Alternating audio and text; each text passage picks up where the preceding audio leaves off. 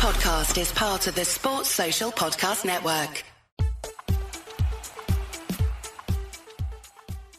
Hi, welcome to the 1865 match report. We're recording this the morning after Forest managed a 1-1 draw against Brentford at the City Ground. After Saturday's VAR controversy, and with this being the only Premier League game of the day, I'm sure the refs were hoping for a quiet time, but it wasn't to be, as there were quite a few incidents that we're going to talk about later. But we'll start with the lineups. There were a couple of surprises.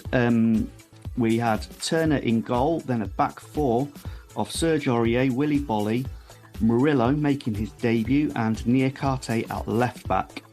Then on paper it looked like a 4-3-3, but during the game I'd say it was more of a 4-1-4-1. So we had Mangala sitting in front of the back four, and then Elanga, Dominguez, Songare and Hudson-Odoi almost as like a flat midfield four in front of him. And then obviously Taiwo Awoniyi up front. Apparently Morgan Gibbs-White was on the bench being rested because he's obviously played a lot of games, whereas Yates, Aina and Tavares didn't make the bench because they're all injured. So Niakhate takes the left-back role, which I was slightly worried about, but as we'll hear later, Tom pointed out that he has done that role for Senegal. As the game started, Elanga runs right at their left back, and he gets a booking after 2 minutes. And I'm thinking that's good. That's gonna give us some opportunities there. A few minutes after that, an Awoniyi header gets the ball into the net, but the flag goes up immediately. It goes for a VAR check and is ruled out for offside. The rest of the first half was pretty tidy, but generally quiet. There were a few bookings, including one for Niakhate for a crew challenge. But on the whole, the stat came up, 0 shots on target until right at the end of the first half. Murillo took a kick to the knee, and he's hobbling and rubbing his knee and he's just a little bit slower than normal, and Brentford sort of capitalised on this. Janelt gets a shot in that was deflected. It falls to Wissa, but he can't quite capitalise on it. I think it was Boly that cleared it. That it deflected off, and there were some calls from the Brentford side for handball, but that got waved away. And I think that was the only shot, sort of real chance of the first half. A lot of people complaining. I noticed in the like commentaries and stuff like that saying it was quite dull, but we'll come to that later. In the second half, however, Brentford, and I've got a few words about Thomas Frank later on, but Brentford fly out of the box, and one of the things that became immediately apparent was they were targeting Turner in goal. So whenever the ball came to him, one of their forwards immediately got on him. There's another handball shout, this time against Dominguez, but again, it gets waved on. And then Turner dawdles on the ball. Wissa charges at him, nicks it off him, but Wissa's shot is weak and Boly clears it pretty much off the line. And again, we'll come back to that one. Niakhate then gets a second yellow card. He crashes into Wissa, and from where I was sat, it looked like it was a bad challenge. Having seen the replay, he rakes the back of his calf.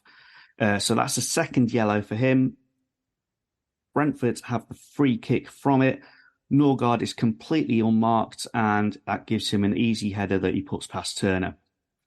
Steve Cooper made some immediate changes. Morgan Gibbs-White and Toffolo come on, with Hudson-Odoi and Elanga both going off. A few minutes after that, Morgan Gibbs-White plays the ball wide to Toff, who crosses, and Dominguez loops a fantastic header over Flekken, putting us equal. Even though we were down to 10 men, Forest then go very, very direct and look for the winner. But obviously, with 10 men, it becomes much more open. The game becomes very fast-paced and probably much better for anyone who was watching on the TV. Songare is replaced by Kouyaté, and then straight after that, Dominguez pulls up with an injury.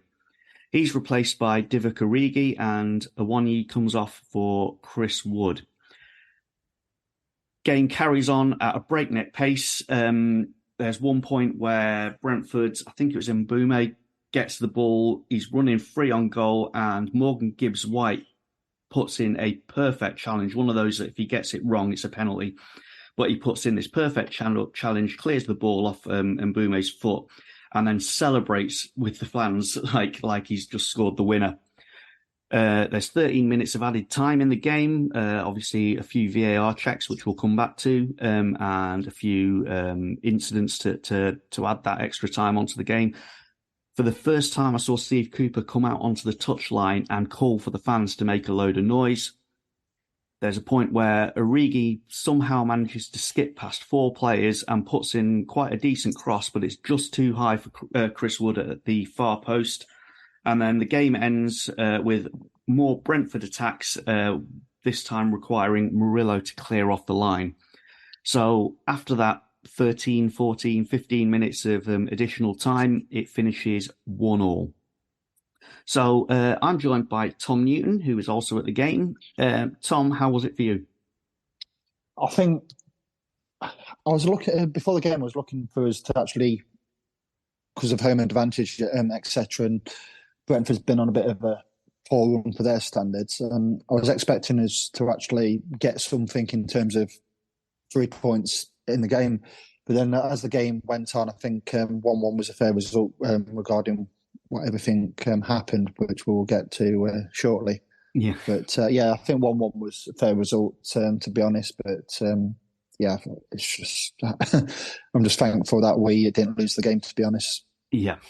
So, we start off with the lineup. Were you surprised Morgan Gibbs-White getting rested?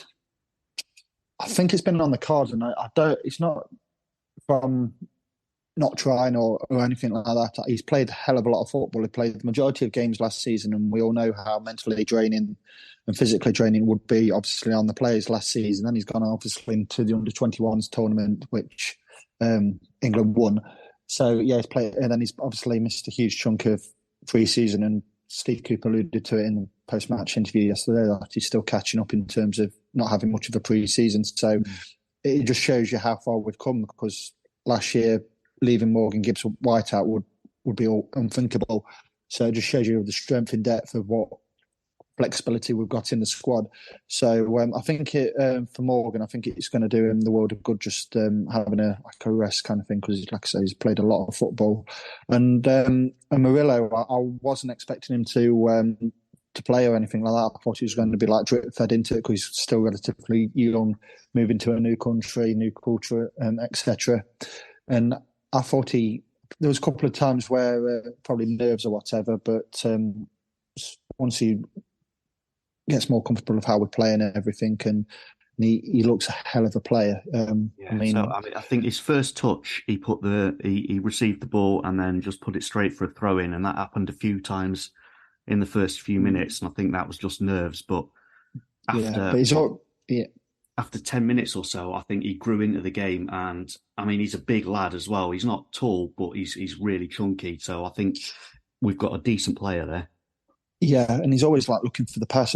Sometimes I don't mind players if they're trying to pass it and it goes out for a throw. I don't mind that, because he's trying rather than just panicking and just passing it to the opponent all the time. But as he grew into the game, I thought he looks a hell of a player. And unfortunately, it's going to get to the because of where the club want to go. And for everything what he's done good for us in the last few years. But players like Scott McKenna will probably find it harder to get in now, because obviously the strength and depth and everything. And if you want to stay in the Premier League and have aspirations to finish higher and hopefully in a few years' time have aspirations of playing in Europe, I think like players like Scott McKenna, I think they will come to that it'll just naturally come to an end. It's just it's just what happens at football clubs, and even the top clubs do it in terms of Man City. You got to constantly refresh, and I don't want to talk about Leicester too much, but the thing with Leicester is they just kept the same squad that stagnated, and look where they are. So you just got to keep it fresh, and I just think it's just a natural cycle, isn't it, of players being moved on and getting better players in. Actually, and so that leads quite nicely into something I wanted to talk about, which although on paper the first half was pretty dull, I think the way we played again, like Burnley, but even more so this time. I think it showed a lot of promise with Mangala sort of sitting in this anchor role, and then Sangare and Dominguez in front of him. What those two gave us was they could receive the ball under pressure and still keep possession. Which and I think you made the point that we had more passes in this game than in something like the first half of last season. So it was at half time. Saw on the graphic that Forest made 274 passes, and we only averaged 300 passes in the home games last year. So we're going in the right direction of having more control on games. And obviously that comes with the quality of what we've got in that midfield, and no disrespect to them last season in terms of a place in there what probably just didn't have that quality, but with what we've brought in Dominguez and Sangare, we've got more control in the games now. Yeah. And I think once everything blossoms nicely, it's going to be very exciting. But I still think we're in those early stages of knitting everything together, and there's still players there who they've not only been here for a month or whatever, so they've got to get used to the way of playing and playing in the Premier League and the intensity of it and everything. So we're going in the right direction, and I don't want to contradict myself, but I just think when you look at that side in terms of the attacking threat with Awani, Hudson-Odoi and Alanga, I just thought yesterday Awani didn't have many opportunities to in front of goal kind of thing. So I think that needs still a lot of work to do, because obviously with everything what's good behind them, you need obviously the killer instinct in the final third, and I thought it was lacking yesterday because the goalkeeper for Brentford, he's had a couple of critics, hasn't he, in terms of performances against Newcastle and Everton, and I think we didn't test him yesterday, did we? So I think that was disappointing, especially at home. So I'll just say, one of the things I noticed was that Mangala as well was playing with a lot more confidence than I've seen him recently. And I think that's because with Sangare and Dominguez ahead of him, he always knew that when he wins the ball, it's just a simple pass forwards that he can make, and he's got someone who's capable of receiving it. However, and we were just talking about this before, I think Sangare and Dominguez, both being new to English football, they're not ready for the intensity of it and the expectation that you throw yourself forwards. And without Gibbs White there in front of him, there was a lot of not safe balls, but passing it to keep possession rather than to threaten the opposition. Yeah, I know what you mean. Sangare and Dominguez, I thought they were excellent yesterday, and especially Dominguez. He was everywhere and he took his goal really well, and we'll get onto that in a bit. But yeah, I just think Gibbs White, he tries to make that killer ball happen, doesn't he? And I think the other two, as good as they are, just don't think they possess that yet. So I just think once everything knits together, I think we're going to be a very good side to watch, but it's just going to take time. Yeah, definitely. Just on Hudson-Odoi and Alanga.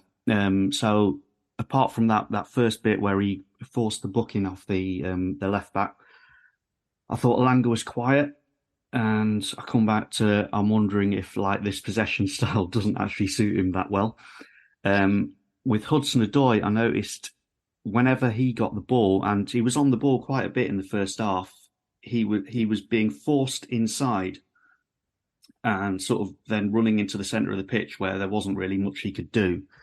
But what I did notice, because obviously I had my little doubts about Niakhate at left back, but what I did notice was Niakhate was making himself available on the overlap every time, which I was quite pleased with.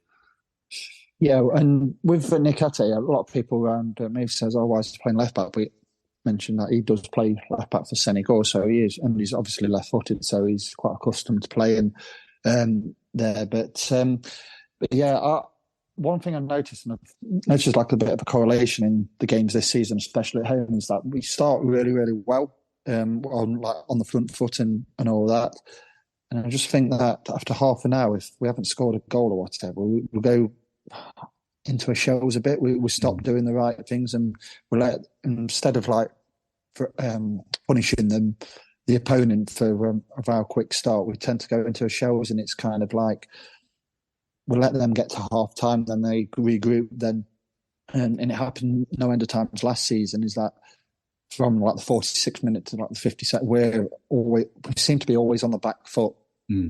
And I mean, there's a few times. Was it in the game last year where we were winning 1-0 at half time? Then between the 46th minute and the 52nd against Fulham was 2-1 down. Yeah. And it's like, and we're like rabbits in headlights. And the similar happened yesterday where they regrouped, they come out, and we were on the front foot and everything. We never got started. Then by the 55th minute or whatever it was, we're in the crap because Niakhate stupidly gets sent off, which his yellow card in the first one, I've seen it back. He's not really going anywhere. Just show him the line. He's dived in. It's a booking. Then he's had a couple of warnings from the referee at Paul Tierney, and a lot of us around us were saying, "Oh, that's not a foul. That's not." And it's like, when you're on a booking, don't give the referee an excuse to give you a quick booking. Like the same thing happened in the game on Saturday night where Yotta's wrongly got a booking in for that. He didn't really trip the Spurs player. Then a couple of minutes after, he dives in, and it's just like it's fresh in the referee's memory. And with Niakhate, he's raked his boot down the back of Wissa's calf. And to be honest, I've seen it happen before where if he wasn't on a booking, he could have quite easily gone for that. The VAR would have probably said to Portino, go and have a look at that.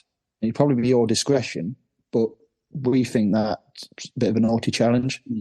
And thankfully, he only got a second yellow card and he's only suspended for one game. But that could have easily been a straight red because it was... I don't think it was malicious and I don't think there was any malice in it. It was just clumsy and it's missed time. But looking back on it, it was dangerous, ultimately. Yeah, exactly. And it could have really hurt Wissa. I don't think Steve Cooper's right to complain about it, and I think once he's down, he'll realise that. Yeah, exactly. And but I mean, Bolton, I don't think he was bad yesterday. I mean, he's not one of my favourite referees, but I think with the bookings for Niakhate, I've got no complaints really. And anybody who questions what I'm saying here, go and have a look on the replay because it isn't a very nice challenge. So, so we're on to the referees then. So there were a few incidents. So obviously, Awoniyi gets the ball in the net in the first 10 minutes or whatever.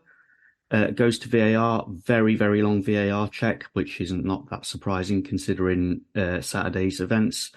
And it's ruled out for offside. But as I said, the flag went up straight away. So I think we all knew it was going to get cancelled out. You agree with that? Yeah, pretty much. I mean, when you're in the stadium, because I don't think that one even went on the big screen, did it? I think they just checking offside for Awoniyi, etc. And then it just, he put his flag up and I thought he's going to get this pretty right. I think they were just start checking everything, weren't they, which is the right thing to do. And even though the line what was put on the graphic was on a bit of the wonk kind of thing, you can't disagree. No. What can you say? From a Brentford point of view, there was a possible handball by Willy Bolly at the end of the first half, and then another possible handball by Dominguez. Did you see either of them? During the game, I didn't. Obviously, I watched it back on Sky, and I think both of them would have been incredibly harsh. I think that it's just one where the ball's just like kicked up, hasn't it? And they haven't really got anywhere to put the arm or take the arm out of the way. So, I think for them ones, I think it was the right decision. And if it was a penalty, it would have been incredibly harsh. Yeah. And then the big talking point from the Brentford point of view is obviously when Wissa nicks the ball off Turner, and then you could argue that Turner takes Wissa out. Because at the time when I was looking at it, I was just relieved that Wissa's shot was so weak and Bolly could get back to clear it. But having watched it back, Yeah. I'm thinking, actually, I'm quite surprised that didn't go for a check.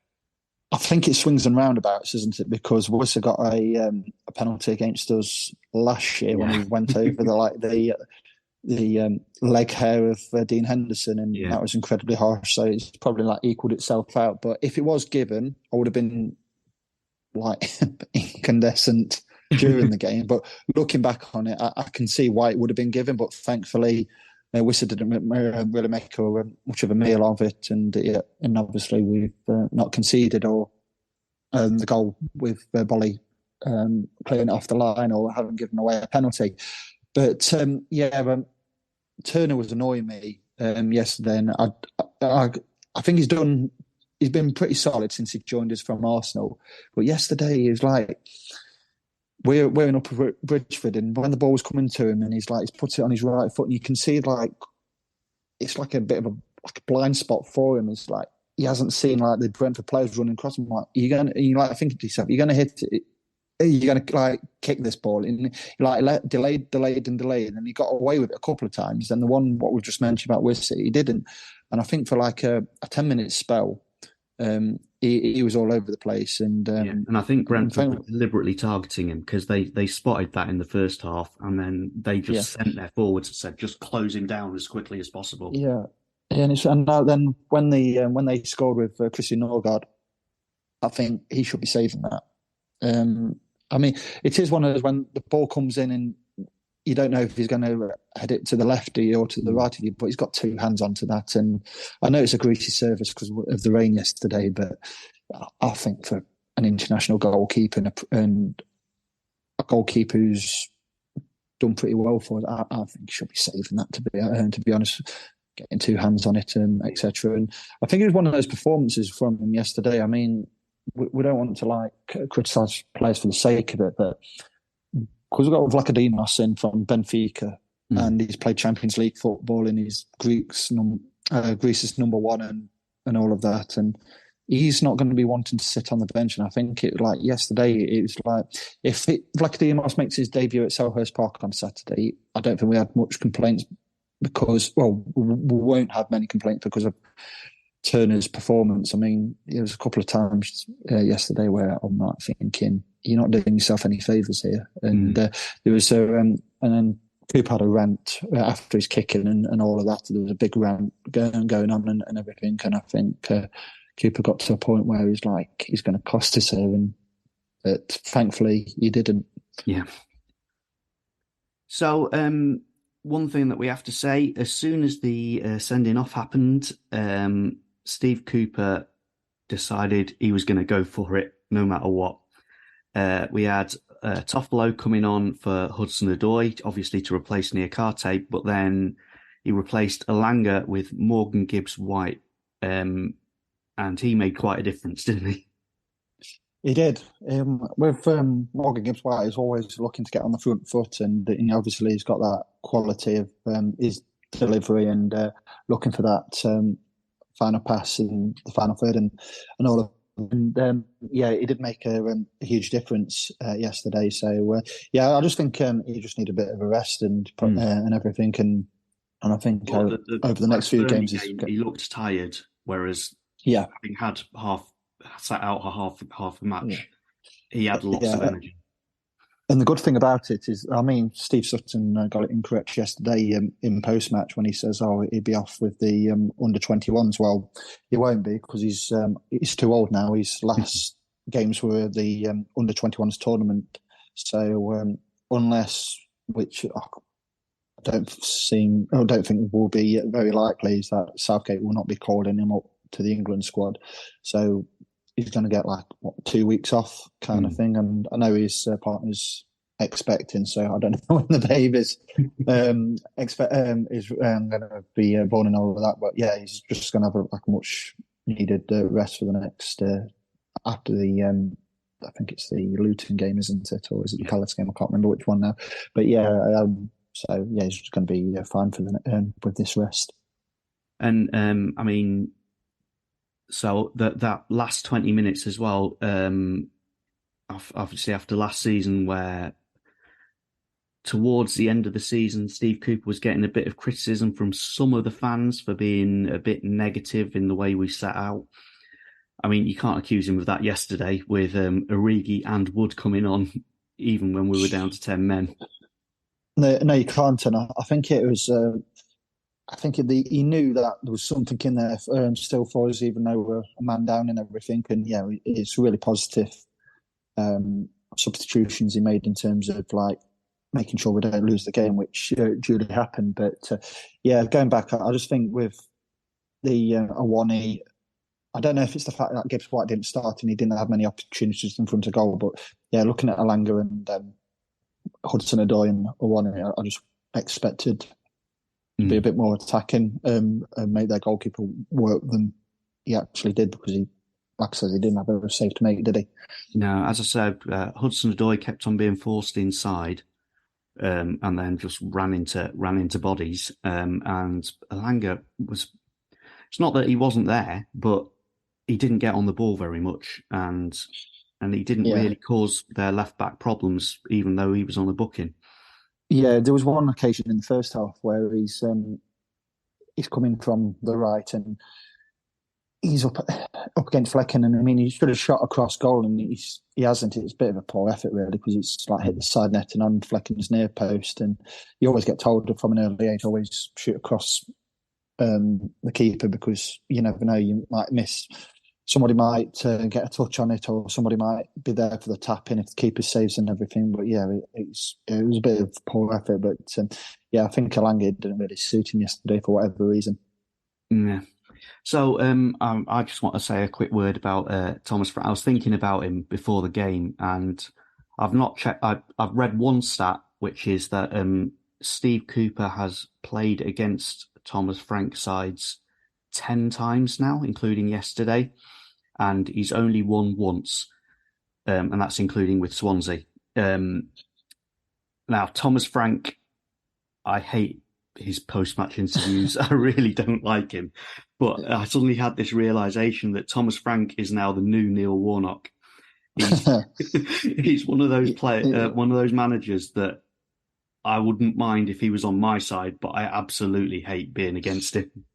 Yeah, I'm not his biggest fan, but having said that, his antics on the touchline yesterday weren't as bad as they've been in previous seasons. So, yeah, I think it was a bit of a mild Thomas Frank what we got yesterday. And he did have because I mean, him and Cooper have had the differences over the years, haven't they? And they had a bit a conversation at the end of the game and everything. So, but yeah, Brentford, I'm not the biggest fan, but to be honest, yeah, not a lot happened in the game in terms of like I'm in rage with them or anything like that. I think, yeah, I wanted us to get on the front foot. It would have been nice to score the first goal. It didn't happen with everything what happened with Niakhate, and then to get to 1-1, I think it was a fair result, to be honest, and really no qualms on any of the incidents in terms of the sending off. So yeah, I think against Brentford, because last year I went to their GTEC Community Stadium and I wasn't really impressed with any of it, including their fans.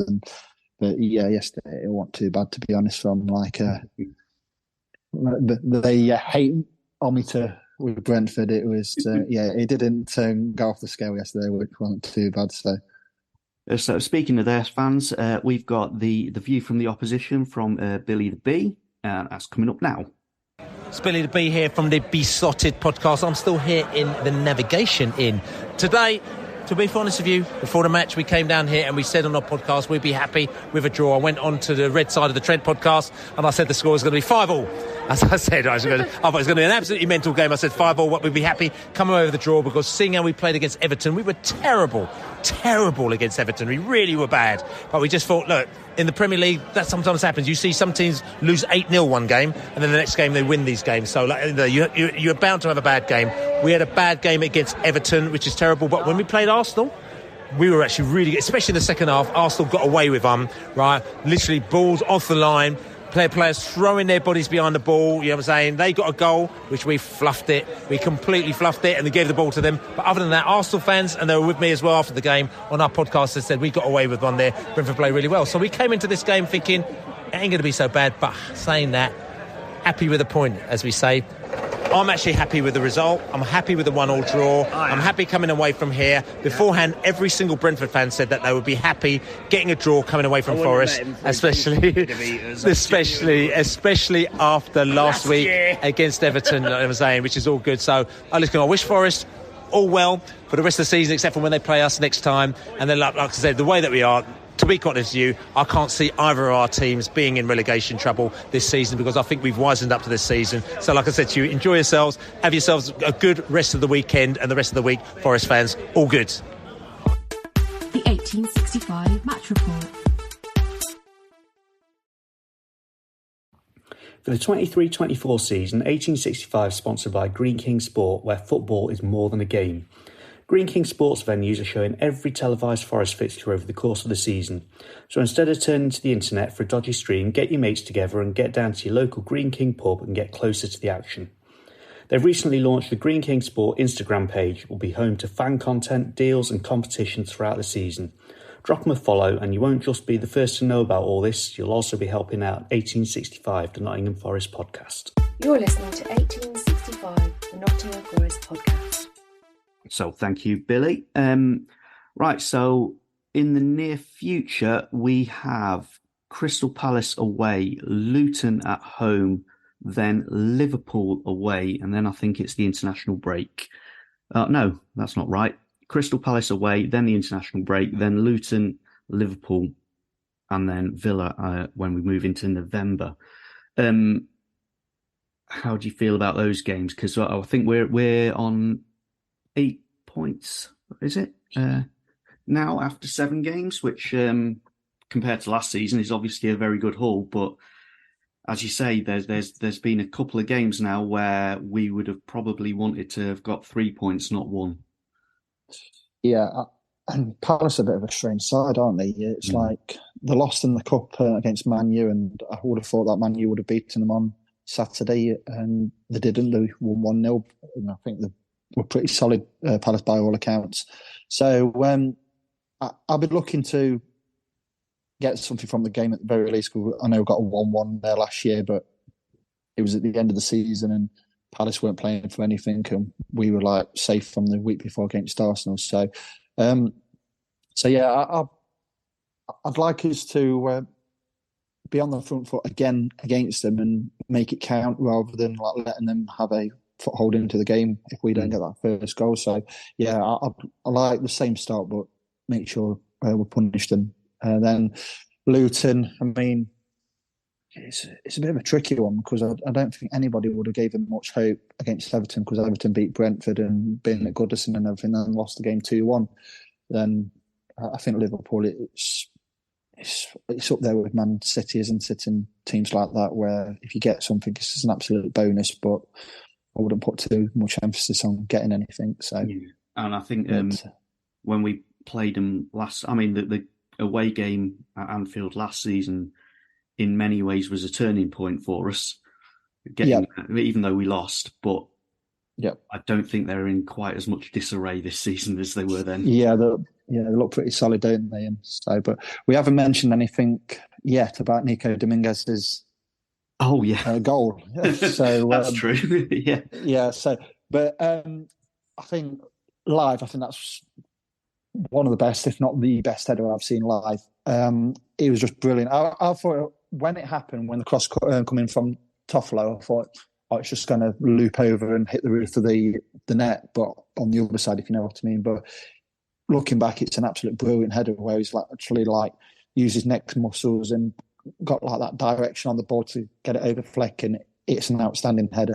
And for some of our older listeners, I think it's up there with the goal what Roy Keane scored in '92 in the Wimbledon's Cup semi-final against Spurs, where he's absolutely bulleted it past Oak Forsved. So it was an absolute brilliant header. I thought at the time when I was watching it, I thought he's got a little bit lucky there. It's just sort of floated in at the far post.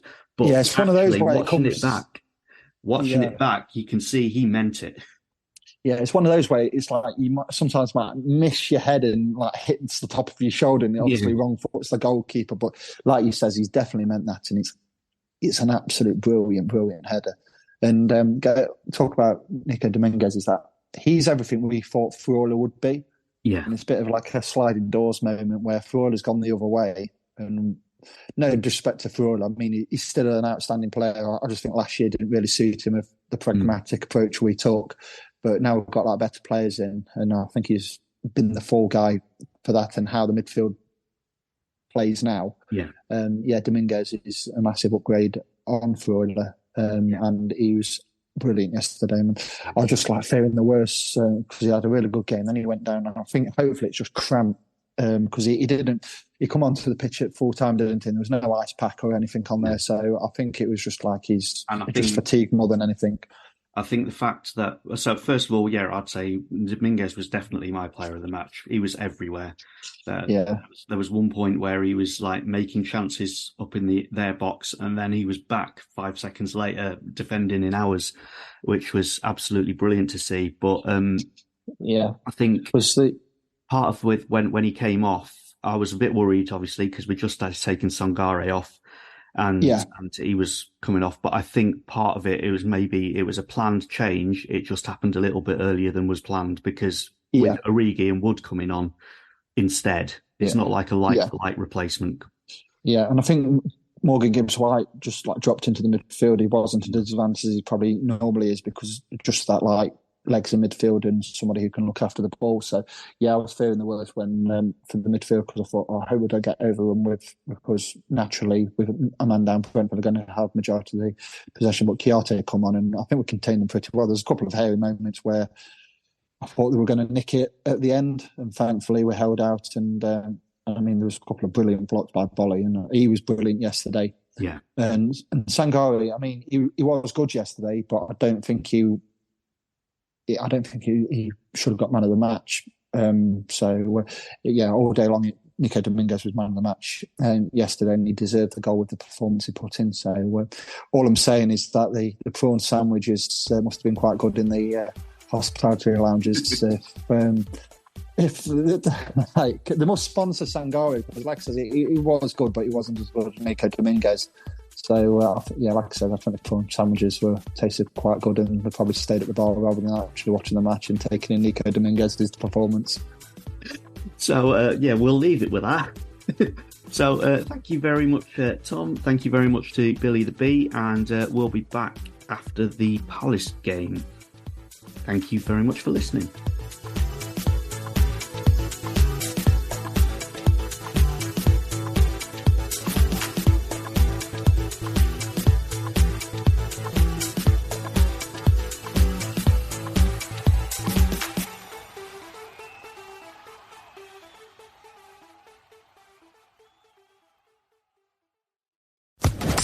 Social Podcast Network.